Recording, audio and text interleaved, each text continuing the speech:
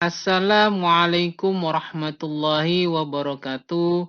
Salam sejahtera untuk kita semua.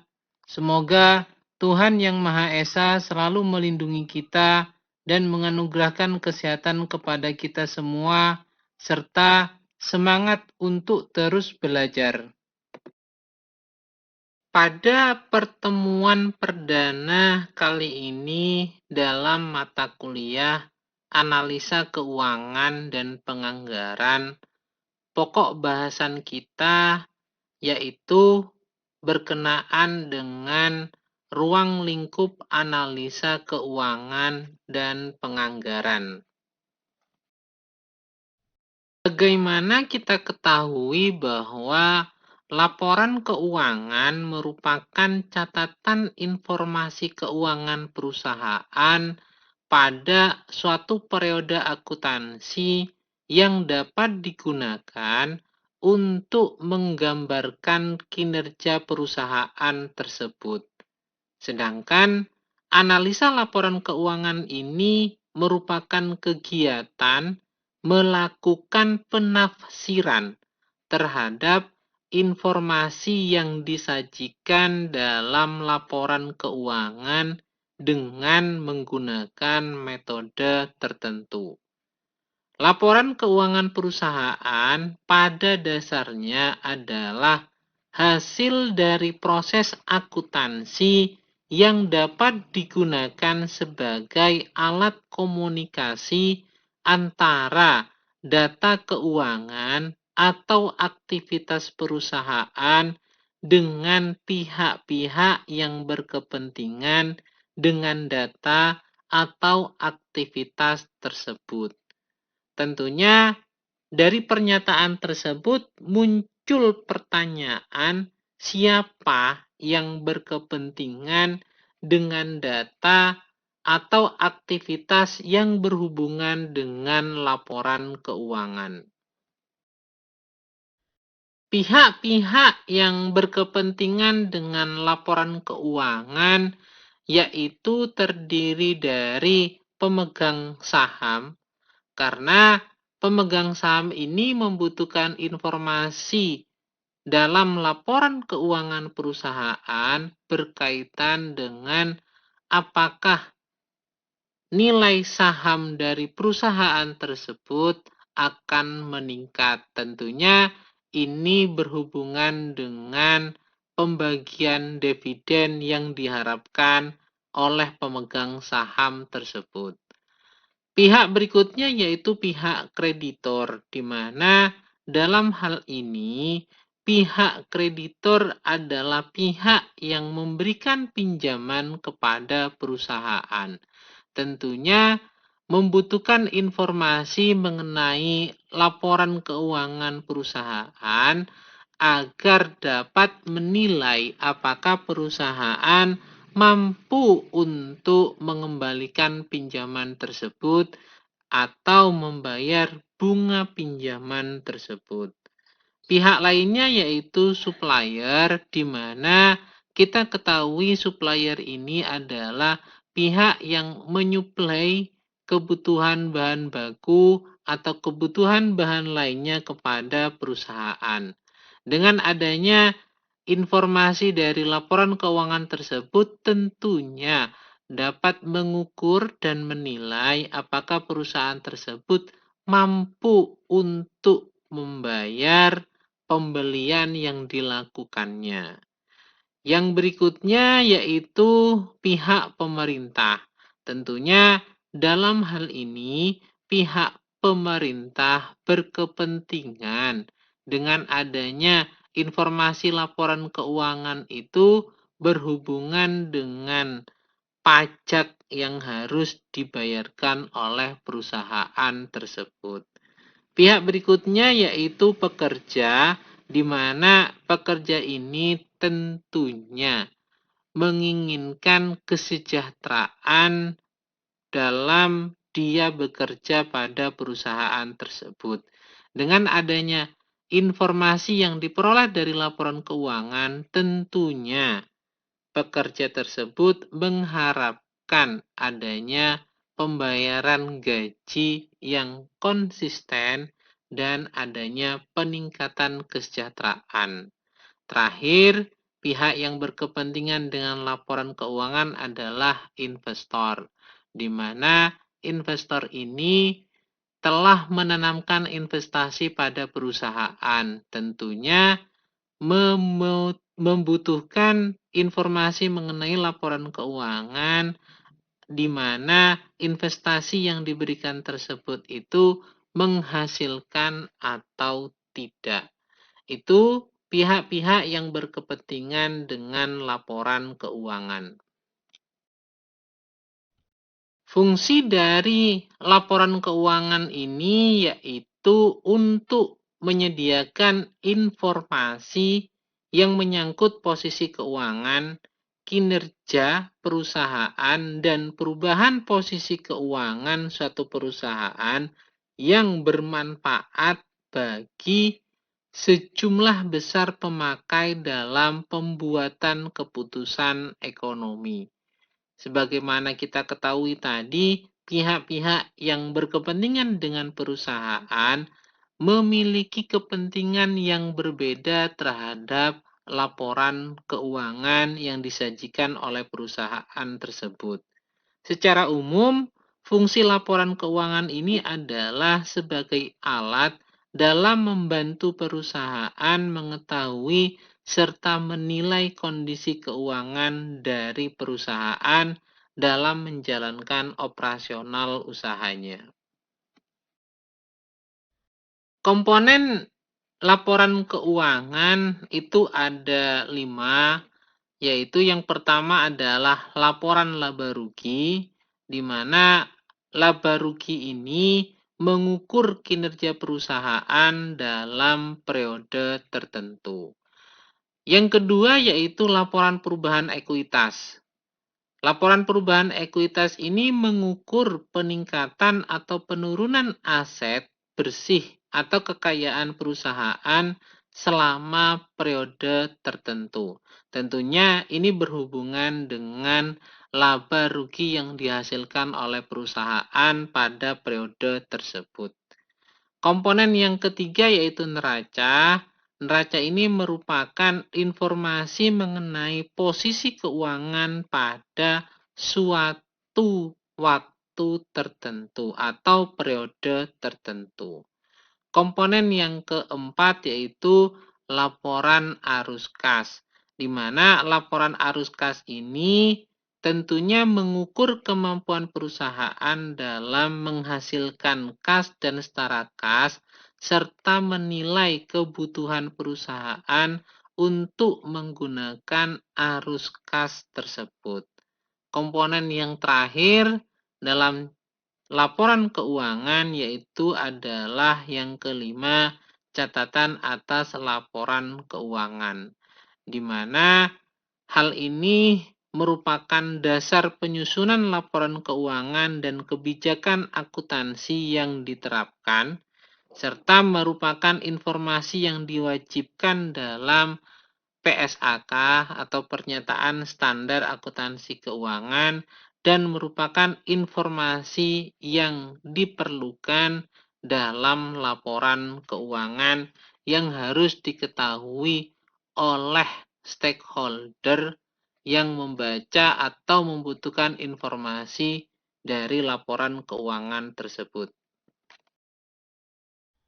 Pada laporan laba rugi, tentunya bagian dari laporan keuangan perusahaan yang dihasilkan pada suatu periode akuntansi yang dijabarkan melalui unsur-unsur pendapatan dan beban perusahaan sehingga menghasilkan suatu laba atau rugi bersih. Dalam hal ini maka kita dapat menyimpulkan bahwa unsur-unsur laba rugi itu ada 2, yaitu penghasilan atau pendapatan dan beban atau biaya. Penghasilan merupakan kenaikan manfaat ekonomi selama suatu periode dalam bentuk penambahan aset atau penurunan kewajiban yang mengakibatkan kenaikan ekuitas yang tidak berasal dari kontribusi penambahan modal. Sedangkan beban atau biaya merupakan penurunan manfaat ekonomi selama suatu periode dalam bentuk berkurangnya aset atau terjadinya kewajiban yang mengakibatkan adanya penurunan ekuitas. Unsur dalam laba rugi ini yang berkaitan dengan pendapatan dan beban tersebut dapat dirumuskan bahwa pendapatan yang dihasilkan dari penjualan yang dikurangi oleh biaya penjualan atau nama lainnya adalah harga pokok penjualan akan menghasilkan laba atau rugi kotor. Selanjutnya, laba atau rugi kotor tersebut dikurangi dengan biaya operasi, maka akan menghasilkan laba atau rugi operasi. Laba atau rugi operasi tersebut selanjutnya ditambah atau dikurangi dengan pendapatan atau pengeluaran lainnya, maka akan menghasilkan laba atau rugi sebelum pajak.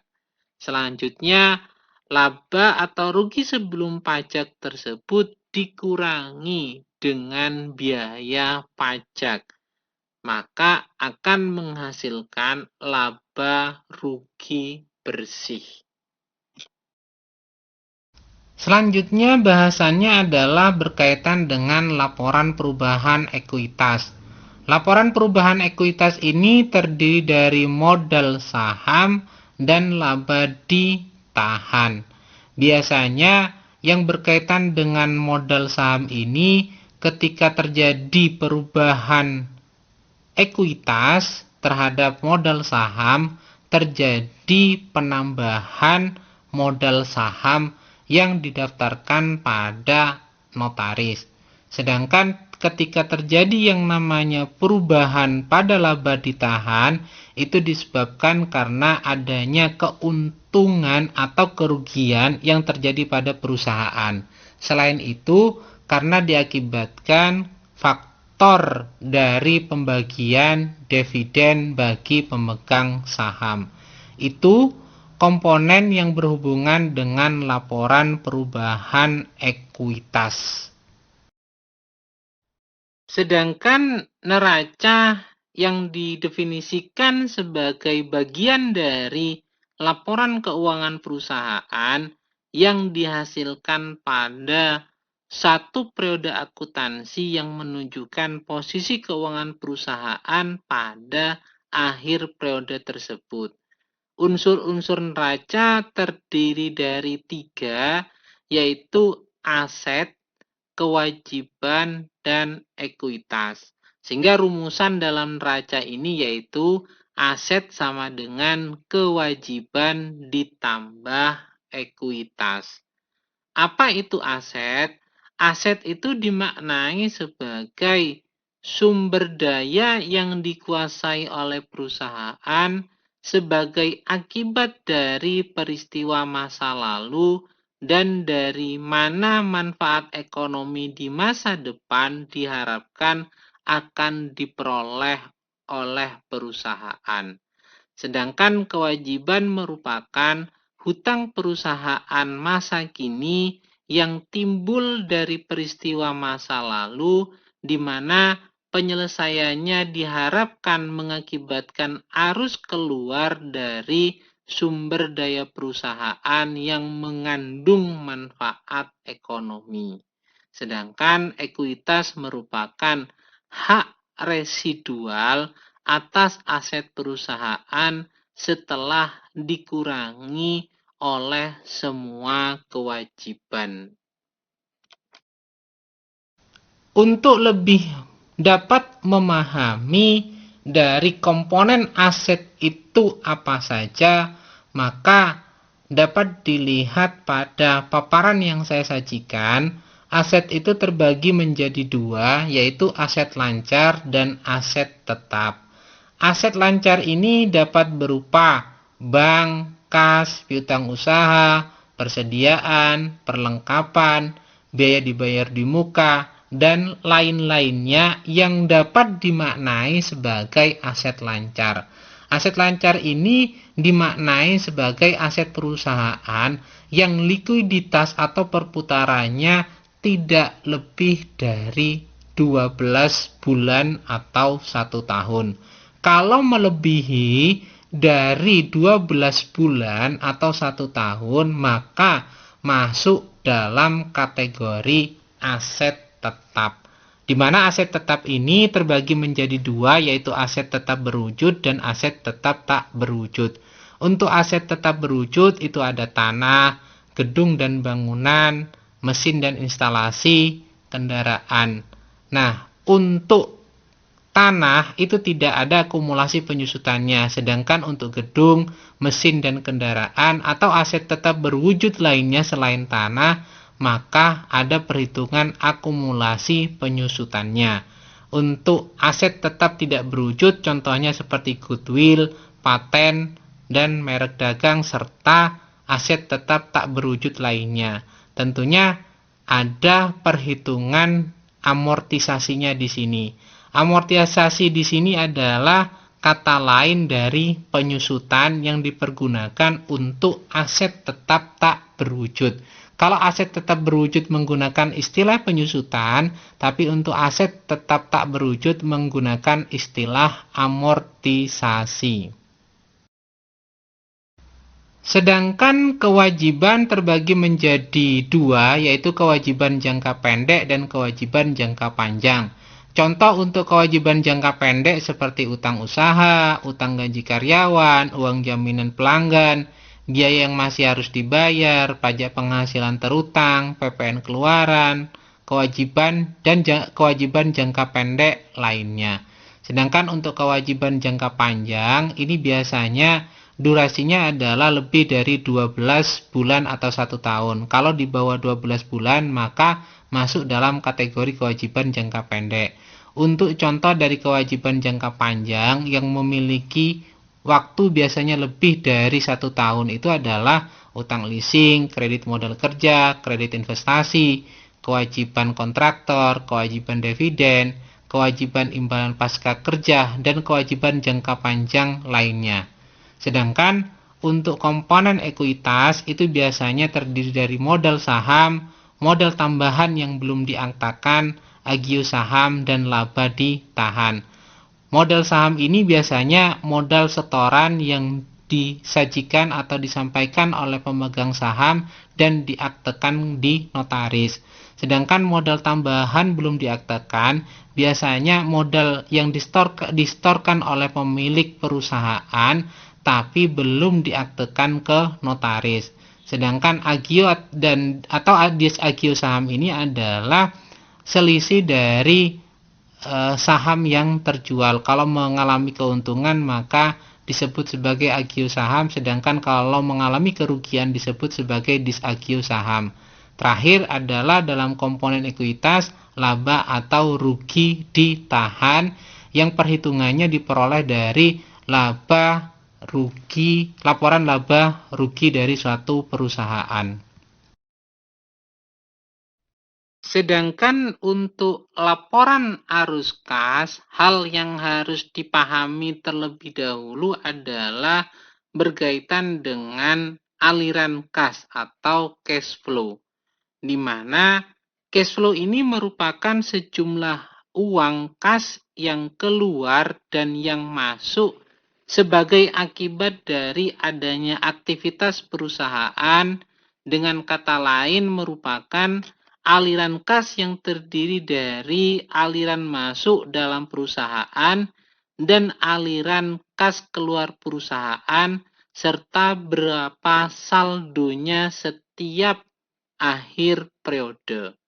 Dengan memahami aliran kas tersebut, maka dalam laporan arus kas kita dapat melakukan pemetaan atau pembagian pada 3 aktivitas, yaitu aktivitas operasi, aktivitas investasi, dan aktivitas pembiayaan.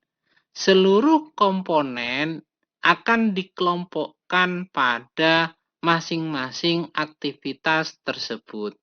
Sehingga dalam laporan arus kas, saldo kas awal periode akan terinput dan akan ditambahkan atau dikurangi dari 3 aktivitas tersebut, sehingga menghasilkan saldo kas pada akhir periode, di mana saldo kas akhir periode tersebut berkorelasi dengan posisi keuangan pada neraca perusahaan di akhir periode tersebut. Yang terakhir adalah berkaitan dengan catatan atas laporan keuangan, di mana catatan atas laporan keuangan ini dimaknai sebagai informasi tambahan yang harus diberikan menyangkut berbagai hal yang terkait secara langsung dengan laporan keuangan yang disajikan entitas tertentu, seperti kebijakan akuntansi yang digunakan oleh perusahaan, dan berbagai informasi yang relevan dengan laporan keuangan tersebut. Ketika ada perbedaan atau kebijakan akuntansi yang dijalankan, misalnya perhitungan penyusutan atau perhitungan terhadap nilai persediaan, maka dapat dimasukkan dalam catatan atas laporan keuangan. Setelah kita memahami arti, makna, dan komponen dari laporan keuangan, maka bahasan berikutnya adalah berkenaan dengan analisa laporan keuangan, di mana analisa laporan keuangan ini terdiri dari 2 suku kata, yaitu analisa atau analisis dan laporan keuangan. Analisa atau analisis menurut KBBI, Kamus Besar Bahasa Indonesia, merupakan penguraian suatu pokok atas berbagai bagiannya, dan penelaahan bagian itu sendiri serta hubungan antar bagian untuk memperoleh pengertian yang tepat dan pemahaman arti keseluruhan. Sehingga dalam hal ini maka dapat dimaknai bahwa analisa laporan keuangan merupakan proses untuk membedah laporan keuangan ke dalam unsur-unsurnya, menelaah masing-masing unsur tersebut, dan menelaah hubungan di antara unsur-unsur tersebut dengan tujuan memperoleh pengertian dan pemahaman yang baik dan tepat atas laporan keuangan itu sendiri. Sehingga dalam hal ini, analisa laporan keuangan mencakup penerapan metode dan teknik analisis atas laporan keuangan dan data lainnya untuk melihat dari laporan keuangan itu ukuran-ukuran dan hubungan tertentu yang sangat berguna dalam proses pengambilan keputusan. Sehingga laporan keuangan yang disajikan oleh perusahaan dapat kita analisa dengan beberapa metode atau teknik analisis yang dapat kita pergunakan sebagai dasar dalam pengambilan keputusan. Kalau kita gambarkan berkenaan dengan analisa laporan keuangan, maka dapat dilihat dalam skema input, proses, dan output, di mana input yang ada yaitu berupa laporan keuangan dan data lainnya.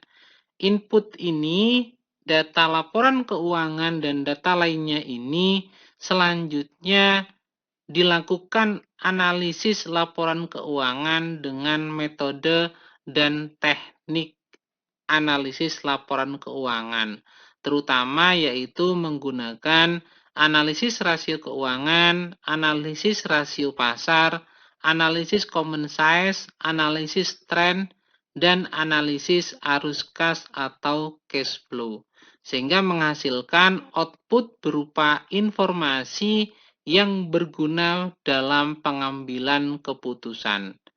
Informasi yang lebih luas merupakan informasi yang saling membenarkan informasi lainnya yang sangat berguna dalam pengambilan keputusan.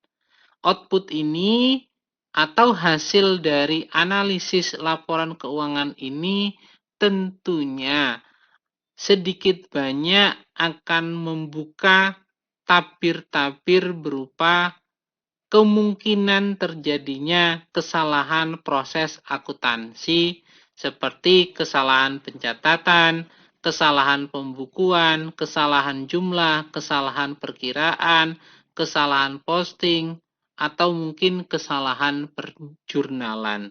Selain itu, juga dapat membuka tabir yang dimungkinkan terjadinya kesalahan lain yang disengaja, semisal tidak mencatat atau pencatatan harga yang tidak wajar, menghilangkan data, dilakukannya income smoothing, dan lain sebagainya.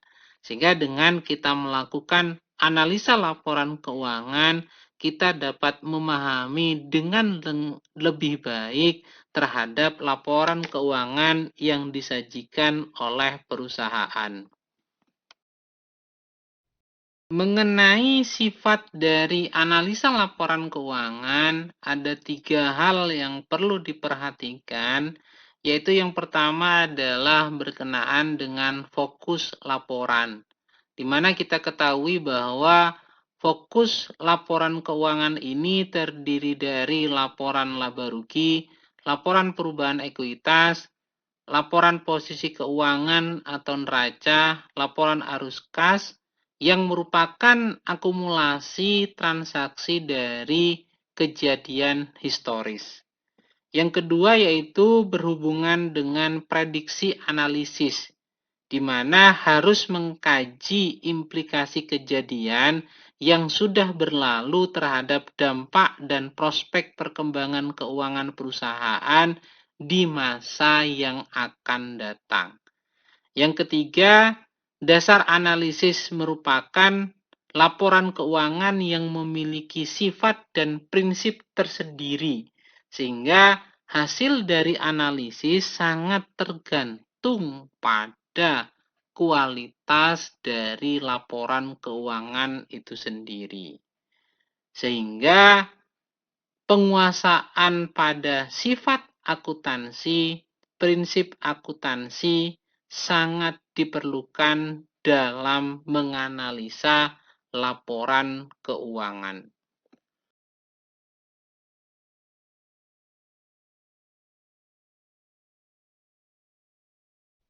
Sedangkan manfaat dari dilakukannya analisa laporan keuangan yaitu untuk menambah informasi yang ada dalam suatu laporan keuangan. Secara lengkap mengenai manfaat atau kegunaan dari analisa laporan keuangan ini ada 4, yaitu yang pertama adalah dapat memberikan informasi yang lebih luas, lebih dalam daripada yang terdapat dari laporan keuangan saja. Yang kedua, dapat menggali informasi yang tidak tampak secara kasat mata atau secara eksplisit dari suatu laporan keuangan atau yang berada di balik laporan keuangan tersebut. Yang ketiga, dapat mengetahui kesalahan yang mungkin terkandung dalam laporan keuangan. Dan yang keempat yaitu dapat membongkar hal-hal yang bersifat tidak konsisten dalam hubungannya dengan suatu laporan keuangan, baik dikaitkan dengan komponen intern laporan keuangan maupun kaitannya dengan informasi yang diperoleh dari luar perusahaan. Itu 4 manfaat atau kegunaan dari dilakukannya analisa laporan keuangan. Sedangkan tujuan dari dilakukannya analisa laporan keuangan yaitu ada 5. Yang pertama adalah screening, di mana analisis yang dilakukan dengan melihat secara analitis laporan keuangan dengan tujuan untuk memilih kemungkinan investasi atau merger. Yang kedua yaitu forecasting. Analisis ini digunakan untuk meramalkan kondisi keuangan perusahaan di masa yang akan datang. Yang ketiga yaitu diagnosis. Analisis ini dimaksudkan untuk melihat kemungkinan adanya masalah-masalah yang terjadi baik dalam manajemen operasi, keuangan, atau masalah lainnya. Yang keempat yaitu evaluation, di mana analisis ini dilakukan untuk menilai prestasi manajemen, operasional, efisiensi, dan lain-lainnya. Dan yang terakhir yaitu yang kelima adalah understanding, yaitu dengan melakukan analisis laporan keuangan, informasi mentah yang dibaca dari laporan keuangan tersebut akan menjadi lebih luas dan lebih mendalam. Pembahasan terakhir dari ruang lingkup analisa keuangan dan penganggaran yaitu berhubungan dengan penganggaran itu sendiri. Apa itu penganggaran? Penganggaran atau disebut juga penyusunan anggaran atau budgeting merupakan proses yang didesain untuk membantu manajer melakukan proses manajemen secara efektif dengan penekanan pada fungsi perencanaan dan pengendalian. Penganggaran ini merupakan proses penyusunan rencana keuangan organisasi yang dilakukan dengan cara menyusun rencana kerja dalam rangka waktu tertentu yang umumnya 1 tahun dan dinyatakan dalam satuan moneter. Bahasan dalam mata kuliah ini, dalam mata kuliah analisa keuangan dan penganggaran, yaitu ada 6 hal yang berhubungan dengan penganggaran. Yang pertama adalah anggaran penjualan, yang kedua adalah anggaran produksi, yang ketiga anggaran bahan baku, yang keempat adalah anggaran tenaga kerja, yang kelima anggaran biaya overhead, dan yang kelima adalah anggaran biaya administrasi dan umum.